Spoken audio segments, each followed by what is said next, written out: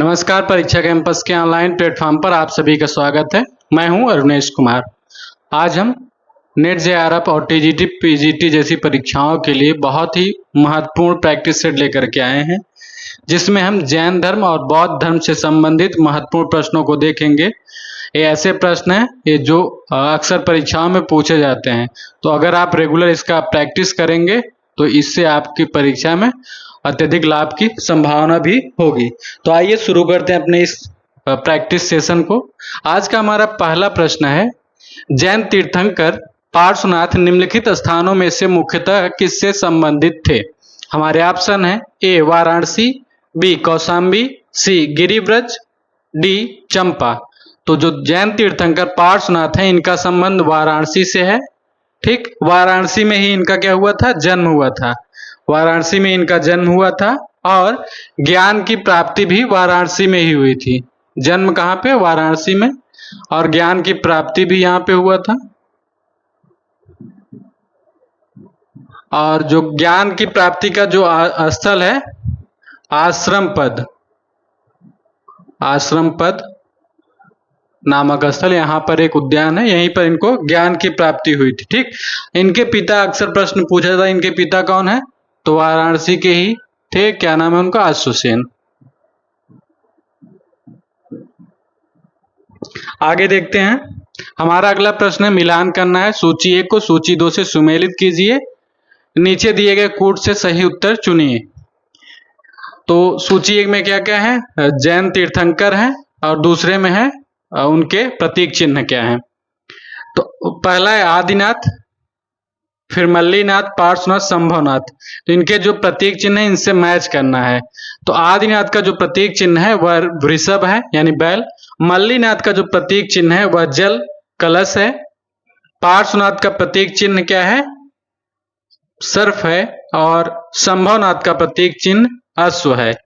यानी कि 1 का 1, ठीक, बी का 4, यही सही है।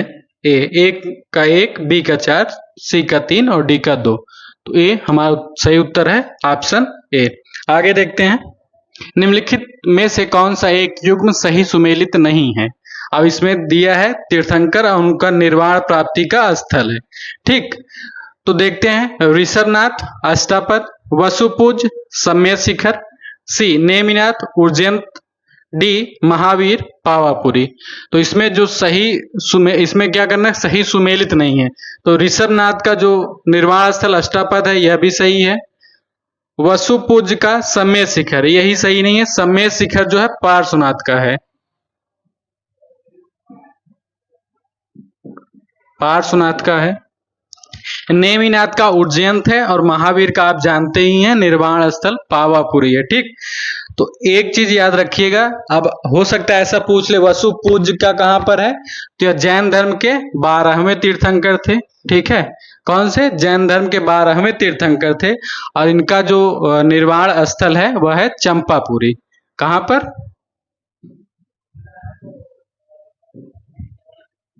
चंपापुरी में इनको निर्वाण की प्राप्ति हुई थी। आगे देखते हैं, सूची 1 को सूची 2 से सुमेलित कीजिए तथा सूचियों के नीचे दिए गए कूट से सही उत्तर का चयन कीजिए। सूची 1 स्थल है, सूची 2 संबंधित तीर्थंकर हैं। पहला है ए श्रावस्ती ऋषभनाथ, बी काकंदी पद्म प्रभु, सी अयोध्या सुविधनाथ, डी पभोसा संभवनाथ। तो इसमें हमें क्या करना है? मैच करना है। तो जो श्रावस्ती का संबंध है संभवनाथ से है। किससे? संभवनाथ से है। काकंदी का अगर हम जैन धर्म का जब हम अध्ययन करते हैं, काकंदी से सुविधनाथ का संबंध है, यानी जो काकंदी नामक स्थल है सुविधनाथ नामक जो जैन तीर्थंकर हैं उनसे संबंधित है। अयोध्या को आप जानते ही होंगे, अयोध्या से ऋषभनाथ का संबंध है। ठीक, और जो पभोसा है यह पद्म प्रभु से संबंधित स्थल है। ठीक, आगे देखते हैं, इसका जो कूट है, कूट दिया नहीं है, गलती से इसमें टाइप नहीं हुआ, तो ऐसे ही मैच करिएगा। आगे देखते हैं, महावीर स्वामी को किस नदी के तट पर ज्ञानोदय प्राप्त हुआ था? पहला है स्वर्णसिक्ता, बी पलाशिनी, सी गंगा, डी ऋजुपालिका। तो सही उत्तर होगा ऋजुपालका नदी के तट पर महावीर स्वामी को ज्ञान की प्राप्ति हुई थी। ठीक, ज्ञान की प्राप्ति कहाँ पे हुई थी? ऋजुपालका नदी। अगर स्थल पूछता है तो जिम्भिक ज्ञान, जिम्भिक गांव है। ठीक, जिम्भिक गांव और साल वृक्ष के नीचे। कमेंट में आप बताइएगा, महावीर स्वामी का तो साल वृक्ष के नीचे ज्ञान की प्राप्ति हुई है, गौतम बुद्ध का जो ज्ञान की प्राप्ति है वह कौन सा वृक्ष है? ठीक, आगे देखते हैं। अगला हमारा प्रश्न है, निम्नलिखित में से कौन से सिद्धांत जैन धर्म से संबंधित हैं? पहला है अनेकांतवाद, दूसरा है सर्वस्तिवाद, तीसरा है शून्यवाद, चौथा है स्यादवाद। नीचे दिए गए कोड का उपयोग कर सही उत्तर चुनिए। तो इसमें देखते हैं, जो जैन धर्म का अनेकांतवाद यह सही है, सर्वास्तिवाद यह बौद्ध धर्म से संबंधित है,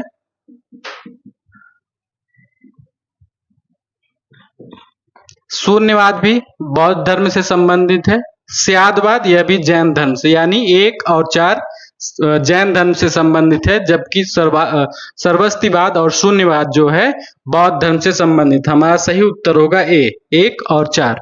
आगे देखते हैं, प्रारंभिक जैन साहित्य निम्नलिखित में से किस भाषा में लिखे गए? पहला है ए अर्धमागधी, सी प्राकृत, बी पाली, डी संस्कृत।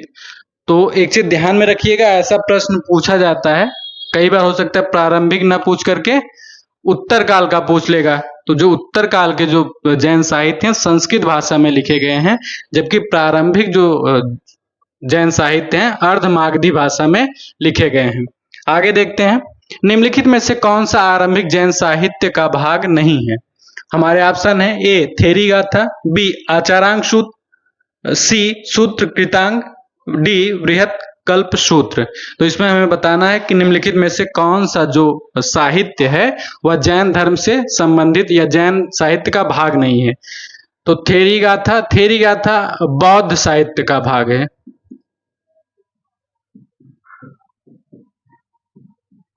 जबकि निम्नलिखित में से तीनों अचरांग सूत्र, सूत्र कृतांग और बृहत कल्प सूत्र यह सब जैन धर्म के ग्रंथ हैं। ठीक, आगे देखते हैं, जैन संप्रदाय में प्रथम विभाजन के समय श्वेतांबर संप्रदाय के संस्थापक थे।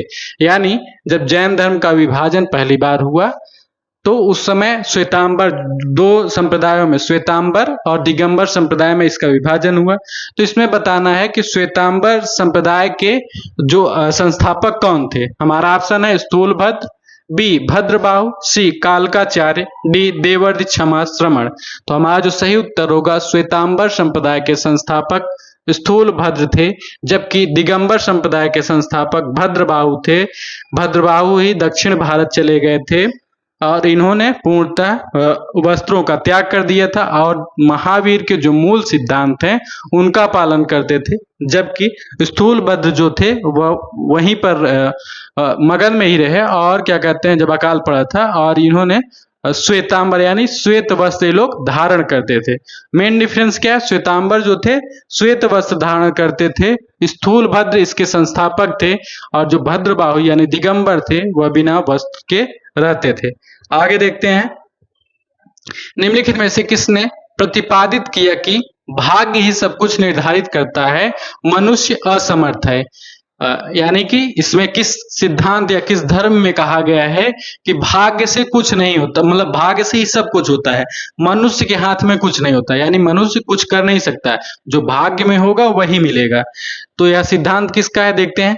पहला जैनियों ने, बौद्धों ने, आजीवकों ने, मीमांसकों ने। तो इसमें जो सही उत्तर होगा आजीवकों ने ही मतलब ऐसा कहा था, आजीवकों का मानना था कि भाग्य से ही सब निर्धारित होता है, मनुष्य कुछ भी करने में असमर्थ है। ठीक, आगे देखते हैं। और एक चीज ध्यान में रखिएगा, जो आजीवक संप्रदाय है इसके संस्थापक अक्सर पूछे जाते हैं, तो मक्खली गोसाल।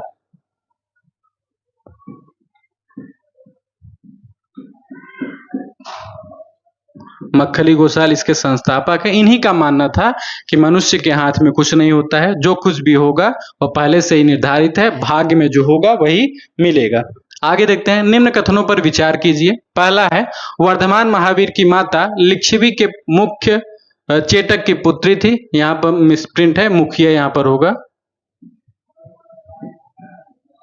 लिच्छवी के मुखिया चेटक की पुत्री थी। दूसरा, गौतम बुद्ध की माता कोलीय राजवंश की राजकुमारी थी। तीसरा, 23वें तीर्थंकर पार्श्वनाथ बनारस से थे। इन कथनों में से कौन से सही हैं? इसमें देखना है कौन से कथन सही हैं। तो जो पहला कथन, वर्धमान महावीर की माता लिच्छवी के मुखिया चेटक की पुत्री थी, यहां तक तो सही है। चेटक की पुत्री नहीं थी बल्कि चेटक की बहन थी। चेटक की बहन थी। गौतम बुद्ध की माता कोली राजवंश की राजकुमारी थी, यह सही है। तीसरा, 23वें तीर्थंकर पार्श्वनाथ बनारस से थे, यह भी सही। यानी 2 और 3, यानी सी जो हमारा उत्तर है, सी ऑप्शन यही सही है। आगे देखते हैं। सूची 1 को सूची 2 से सुमेलित कीजिए और सूचियों के नीचे दिए गए कूट से सही उत्तर चुनिए। पहला है आचार्य, मतलब इनके सिद्धांत दिया गया है, लकुलिश, नागार्जुन, भद्रबाहु और गोसाल। तो देखते हैं, जो लकुलिश हैं इन्हें पाशुपत धर्म का मतलब माना जाता है संस्थापक, जबकि नागार्जुन को शून्यवाद का, भद्रबाहु को जैन धर्म के दिगंबर शाखा से संबंधित थे, और गोसाल जो है मक्खली पुत्र गोसाल, अभी मैंने बताया था, आजीवक धर्म से संबंधित है। यानी ए में 3, ए में 3, ठीक, 2 में है, बी में 2, बी में 2, तो हमारा बी ऑप्शन सही है। ठीक, बी ऑप्शन हमारा सही है। लकुलिश जो है पाशुपत धर्म के संस्थापक हैं। नागार्जुन शून्यवाद, जो कि बौद्ध धर्म का एक उप संप्रदाय है। भद्रबाहु जो जैन धर्म के दिगंबर संप्रदाय के संस्थापक हैं, और जो गोसाल हैं आजीवक संप्रदाय के संस्थापक हैं। आगे देखते हैं, बुद्ध के जीवन की किस घटना को महाभिनिष्क्रमण के रूप में जाना जाता है? यह प्रश्न बहुत ही महत्वपूर्ण है। पहला है यह उनका महापरिनिर्वाण, बी उनका जन्म, सी उनका गृह त्याग, डी उनका प्रबोधन। तो हमारा जो सही उत्तर होगा, महाभिनिष्क्रमण का मतलब होता है निकलना। अभी आप जब हिंदू धर्म में देखेंगे जो 16 संस्कार होते हैं, उसी में एक निष्क्रमण भी संस्कार है, जिसमें पहली बार बच्चे को घर से बाहर निकाला जाता है। तो महाभिनिष्क्रमण जो है उनका गृह त्याग है। महावीर बुद्ध का, जब महात्मा बुद्ध ने गृह त्याग किया, उसी को महाभिनिष्क्रमण कहा जाता है। आगे देखते हैं, निम्नलिखित में से कौन एक अशोक का अभिलेख इस परंपरा की पुष्टि करता है कि गौतम बुद्ध का जन्म लुम्बिनी में हुआ था? हमारे ऑप्शन है, ए बसाड़ स्तंभ अभिलेख, बी निगाली सागर स्तंभ अभिलेख, सी रामपुरवा स्तंभ अभिलेख, डी रुमनदेई स्तंभ अभिलेख। यानी कि निम्नलिखित में से कौन सा अशोक का अभिलेख है जो यह बताता है कि गौतम बुद्ध का जन्म लुम्बिनी में ही हुआ था? तो हमारा जो सही उत्तर होगा रुमनदेई अभिलेख। ठीक, रुमनदेई स्तंभ अभिलेख, यह जो है इसी से पता चलता है कि बुद्ध का जन्म लुम्बिनी में हुआ था। आगे देखते हैं, बुद्ध द्वारा रूपांतरित निम्न व्यक्तियों में से कौन सा अंतिम था? यानी कौन सा ऐसा अंतिम व्यक्ति था जिसे बुद्ध ने शिक्षा दी थी? हमारे ऑप्शन है, ए आनंद, बी वसुमित्र, सी गोसाल, डी सुभद्र। तो हमारा जो सही उत्तर होगा सुभद्र। सुभद्र ही अंतिम व्यक्ति था जिसे गौतम बुद्ध ने शिक्षा दी थी, और इसके बाद ही गौतम बुद्ध का महापरिनिर्वाण हुआ था। गौतम बुद्ध का महापरिनिर्वाण जिस राज्य में हुआ था वह है, हमारा ऑप्शन है, ए अंग, बी मगध, सी मल्ल, डी वत्स। तो हमारा जो सही उत्तर होगा मल्ल, जो कुशीनारा के मल्ल हैं, इन्हीं के यहाँ क्या होता है, गौतम बुद्ध का महापरिनिर्वाण होता है। तो महापरिनिर्वाण का मतलब क्या है? गौतम बुद्ध की मल्ल राज्य में ही मृत्यु होती है। आगे देखते हैं, बुद्ध ने अपने जीवन की अंतिम वर्षा ऋतु कहाँ बिताई थी? यह बहुत ही महत्वपूर्ण प्रश्न है और कई बार प्रश्न में पूछा जाता है परीक्षाओं में। जैसे कि सबसे अधिक वर्षा ऋतु कहाँ पे, वर्षावास कहाँ पे किया, सबसे अधिक उपदेश कहाँ पे दिए, और अंतिम अंतिम कहाँ पे बिताई? हमारे ऑप्शन है श्रावस्ती में, बी वैशाली में, सी कुशीनगर में, डी सारनाथ में। तो हमारा जो सही उत्तर होगा, बुद्ध का अंतिम वर्षावास या वर्षा ऋतु वैशाली में मनाया था उन्होंने। ठीक, आगे देखते हैं, महात्मा बुद्ध ने अपना पहला धर्म चक्र प्रवर्तन किस स्थान पर दिया था, यानी सबसे पहले उपदेश, जिसे धर्म चक्र प्रवर्तन कहा जाता है, यानी जब सबसे पहले उन्होंने उपदेश दिया 5 अपने शिष्यों को, उसी को धर्म चक्र प्रवर्तन कहा जाता है। वह किस स्थल पर दिया था उन्होंने? तो पहला है लुम्बिनी में, दूसरा पाटलिपुत्र में, तीसरा सारनाथ में, चौथा वैशाली में। तो हमारा जो सही उत्तर होगा सारनाथ में। सारनाथ में ही जो मृगदाव वन है, वहीं पर गौतम बुद्ध ने 5 शिष्यों को सबसे पहली बार क्या दिया था? उपदेश दिया था, जिसको बौद्ध साहित्य में या बौद्ध धर्म में धर्म चक्र प्रवर्तन कहा जाता है। आगे देखते हैं, निम्नलिखित में से कौन सा एक बौद्ध मत में निर्वाण की अवधारणा की सर्वश्रेष्ठ व्याख्या करता है? यानी जो कथन दिए उनमें निर्वाण जो प्राप्त होता है उसकी सबसे अच्छी व्याख्या कौन सी है? पहला है तृष्णा रूपी अग्नि का शमन, बी स्वयं की पूर्णता अस्तित्वहीनता, सी परमानंद एवं विश्राम की स्थिति, डी धारणातीत मानसिक अवस्था। तो हमारा जो सही उत्तर होगा तृष्णा रूपी अग्नि का शमन। तृष्णा का मतलब होता है इच्छा, यानी इच्छा रूपी जो अग्नि है, इच्छाओं की जब समाप्ति हो जाएगी तभी मनुष्य जो है कर्म के बंधन से मुक्त होगा, उसके बाद ही उसे ज्ञान की प्राप्ति होगी। ज्ञान की प्राप्ति होगी। आगे देखते हैं, 20वां प्रश्न है, बुद्ध कौशाम्बी किसके राज्यकाल में आए थे? यानी कौन सा शासक था जब बुद्ध कौशाम्बी आए थे? पहला है शतानिक, बी उदयन, सी बोधि, डी निचक्षु। तो हमारा जो सही उत्तर होगा महात्मा बुद्ध उदयन के काल में, उदयन के समय कौशाम्बी राज्य में आए थे। आगे देखते हैं, सूची 1 का सूची 2 से सुमेलित कीजिए और सूचियों के नीचे दिए गए कोट से सही उत्तर चुनिए। यह महात्मा बुद्ध से संबंधित तथ्य है। देखते हैं, जन्म, प्रथम प्रवचन, महाबोधि और त्याग। तो आपको पता ही होगा कि जो जन्म होता है उसका प्रतीक चिन्ह क्या है? तो जन्म का प्रतीक चिन्ह है कमल। ठीक। प्रथम प्रवचन, इसको धर्म चक्र प्रवर्तन कहा जाता है, मैंने बताया ही। महाबोधि यानी बोधि वृक्ष को कहा जाता है, और त्याग यानी गृह त्याग यानी घोड़े से इसका सिंबल इसका है। ठीक। तो अब हम इसका मैच कर लेते हैं, पहले में चौथा, 1 में 4, ठीक, दूसरे में दूसरा, तो हमारा चौथा यानी डी ऑप्शन सही है। जन्म का प्रतीक चिन्ह कमल है, प्रथम प्रवचन धर्म चक्र प्रवर्तन कहा जाता है, महाबोधि बोधि वृक्ष को कहा जाता है, गृह त्याग को घोड़ा से संबंधित माना जाता है। आगे देखते हैं, प्रथम बौद्ध परिषद का संचालन निम्नलिखित में से किस एक ने किया था? हमारे ऑप्शन है ए आनंद, बी महाकश्यप, सी मोगलीपुत्र, डी उपाली। यानी जब प्रथम बौद्ध संगीति हुई थी उसका संचालन या फिर उसका अध्यक्ष कौन था? सिंपल सा यही मतलब है, प्रथम बौद्ध संगीति में बौद्ध संगीति का अध्यक्ष कौन था? तो जो प्रथम बौद्ध संगीति हुई थी उसके अध्यक्ष महाकश्यप थे। ठीक, महाकश्यप की अध्यक्षता में ही बुद्ध की मृत्यु के तुरंत बाद ही अजातशत्रु के समय प्रथम संगीति का आयोजन होता है। आगे देखते हैं, निम्नलिखित पर विचार कीजिए। पहला, बुद्ध में देवतारोपण, दूसरा बोधिसत्व के पथ पर चलना, तीसरा मूर्ति उपासना तथा अनुष्ठान। उपर्युक्त में से कौन सी विशेषताएं महायान बौद्ध की हैं? पहला है केवल 1, दूसरा केवल 2 और 3, तीसरा 1 और 2, चौथा 1, 2, 3। यानी जो बौद्ध धर्म की महायान शाखा है उसमें जो निम्नलिखित 3 कथन दिए गए हैं, कौन कौन से जो तथ्य हैं सही हैं। तो जब बौद्ध धर्म की महायान शाखा के बारे में आप पढ़ते हैं तो सबसे पहला कॉन्सेप्ट आता है बोधिसत्व की अवधारणा उसमें है, तो यह भी सही है।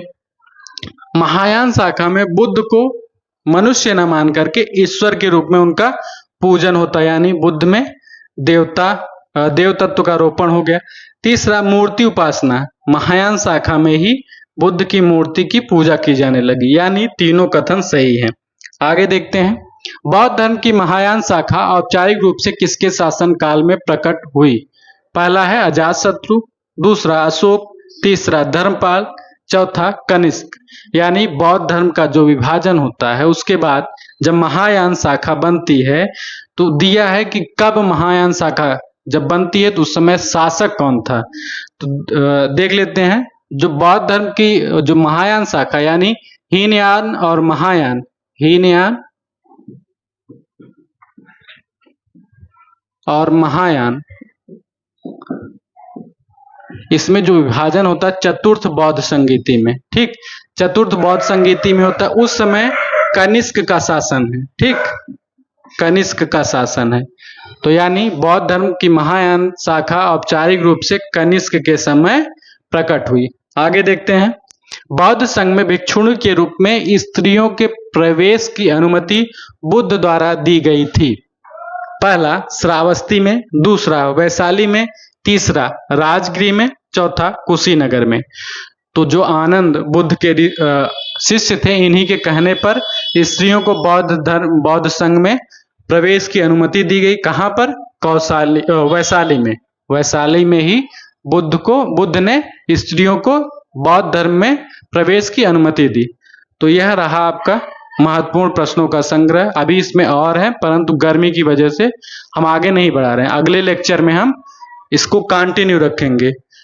तो आशा करता हूं प्रश्न आपको अच्छे समझ में आए होंगे, और पीडीएफ आपको प्राप्त करना हो, इसका पीडीएफ भी हम टेलीग्राम पर दे देंगे। तो आप रेगुलर प्रैक्टिस सेट के माध्यम से ऐसे प्रश्नों को हमारे टेलीग्राम पर पाने, हमारे यूट्यूब चैनल पर और टेलीग्राम पर पाने के लिए हमारे चैनल को सब्सक्राइब करिए, हमारे वीडियोस को लाइक करिए और शेयर करिए। मिलते हैं आपसे अगले वीडियो में। धन्यवाद।